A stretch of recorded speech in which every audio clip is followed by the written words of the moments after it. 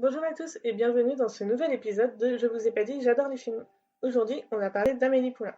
À cause de la situation actuelle, je ne suis pas chez moi depuis un petit moment et du coup, je n'ai pas pu m'enregistrer en train de faire le tirage au sort et choisir le film. Donc aujourd'hui, on va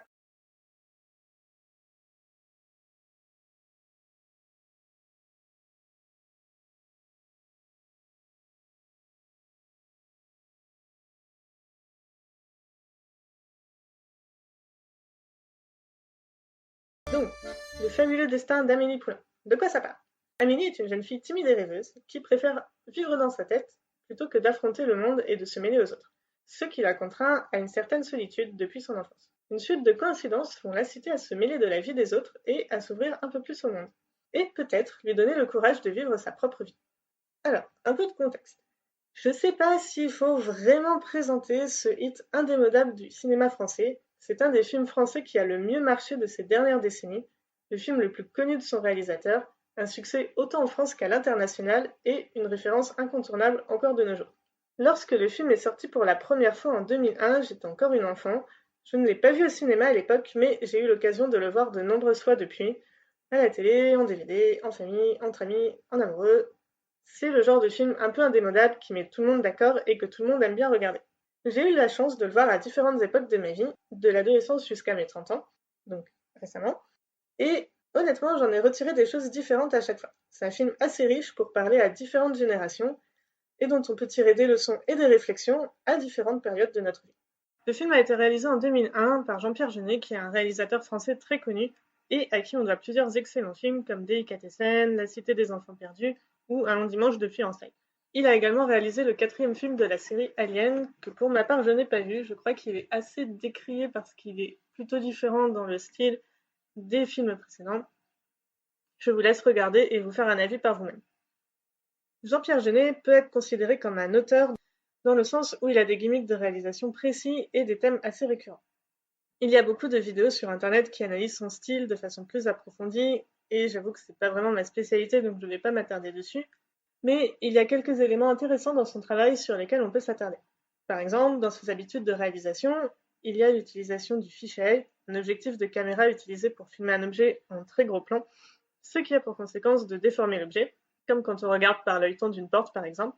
Il y a aussi le fameux filtre jaune qui donne une teinte un peu vintage à beaucoup de ses films, et il a aussi des façons de faire du montage et de raconter l'histoire qui lui sont propres et assez particulières. Par exemple, et on le voit très bien dans Amélie Poulain justement, il va présenter un personnage en utilisant une voix off pour raconter quelques anecdotes à son sujet et sur ses habitudes, ce qu'il aime, ce qu'il n'aime pas.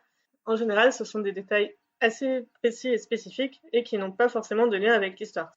C'est juste pour donner un peu de relief au personnage. Il est également amateur du hasard et des enchaînements de coïncidences qui vont mener à une avancée de l'histoire. Ce dernier gimmick est d'ailleurs ce qui va déclencher l'élément perturbateur qui va lancer l'histoire dans Amélie Poulain. Mais on en voit aussi des exemples dans ses autres films. Tous ces tics de réalisation sont à leur apogée dans Amélie Poulain qui a pratiquement à lui tout seul créé un nouveau style de réalisation et une nouvelle façon de raconter les histoires.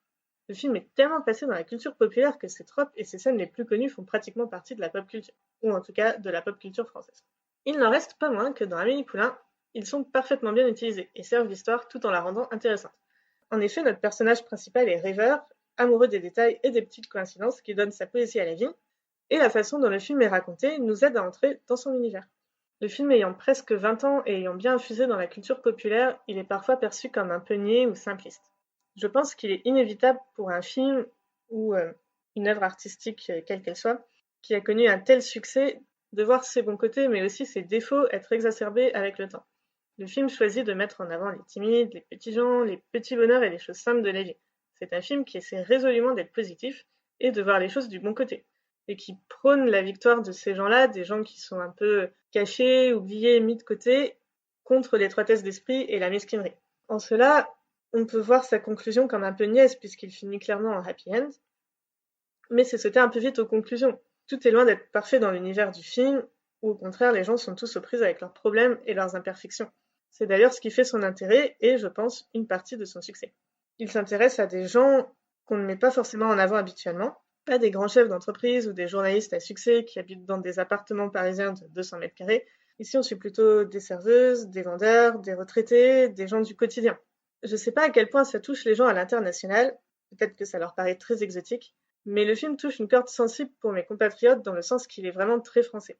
Pas une France romancée ou romantique, mais une France qu'on a plutôt vécue.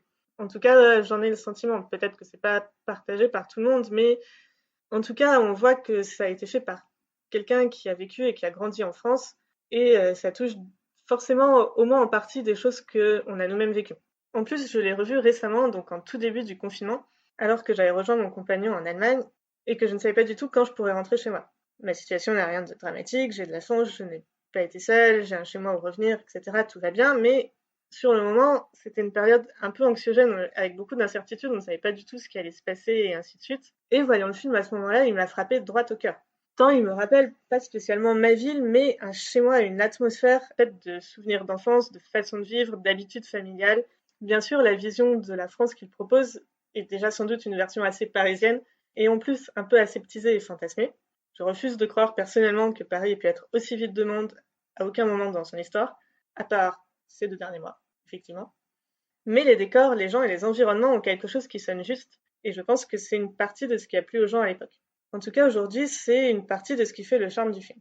Mais bon, l'ambiance c'est important, mais qu'en est-il de l'histoire? Le film est labellisé comédie romantique, et certes, il y a des moments drôles, et ça parle souvent de relations amoureuses, mais il propose quand même un peu plus que ça. L'humour y est souvent visuel, c'est un film qui récompense les spectateurs qui font attention aux détails et aux arrière-plans. C'est une des raisons pour lesquelles on ne peut définitivement pas le réduire à un film un peu trop sucré ou niais. C'est également un film avec un et même plusieurs messages. Bien sûr, la morale du film, comme on l'a déjà dit, c'est qu'il faut avoir le courage de s'ouvrir aux autres pour avancer dans la vie, que changer ses habitudes et affronter le monde, c'est difficile, mais qu'on sera récompensé de le faire. Mais il dit aussi qu'il faut rester soi-même et qu'on a le droit au bonheur même si on est différent.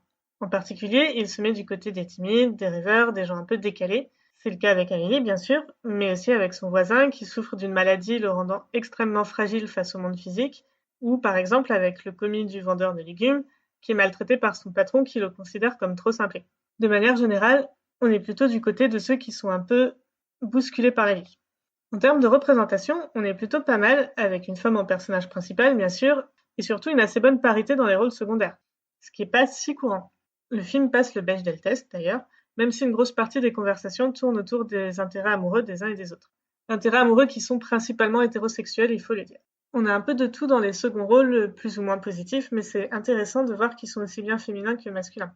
Même dans le background et pour les personnages quasiment tertiaires. Peu importe l'âge, peu importe la morphologie, peu importe l'importance de l'histoire, c'est assez équilibré. Beaucoup plus équilibré que dans beaucoup de films en tout cas. Et ça donne un environnement plus varié et plus représentatif que ce qu'on peut voir d'habitude, notamment pour un film qui date quand même du début des années 2000. Ça favorise aussi l'impression d'immersion.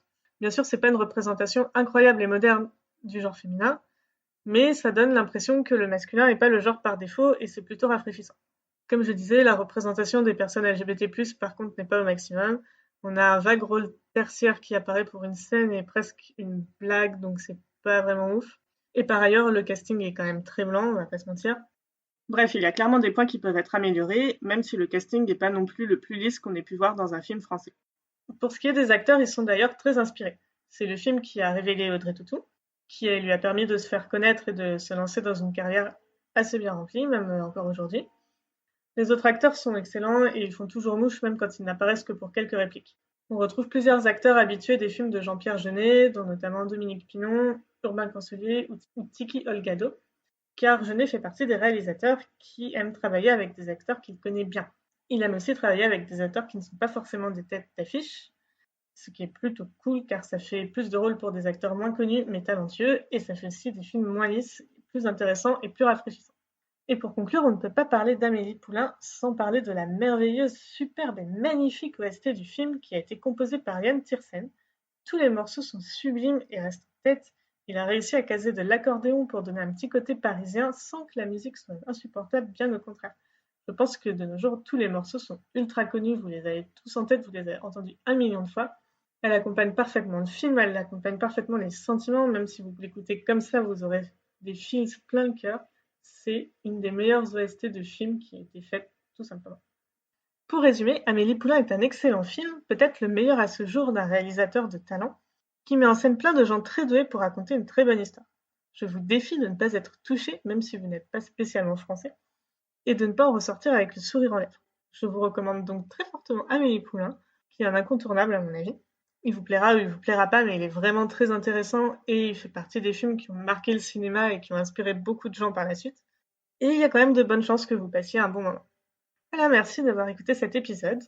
Je vous souhaite, j'espère, un bon visionnage et je vous dis à bientôt pour une nouvelle critique de film.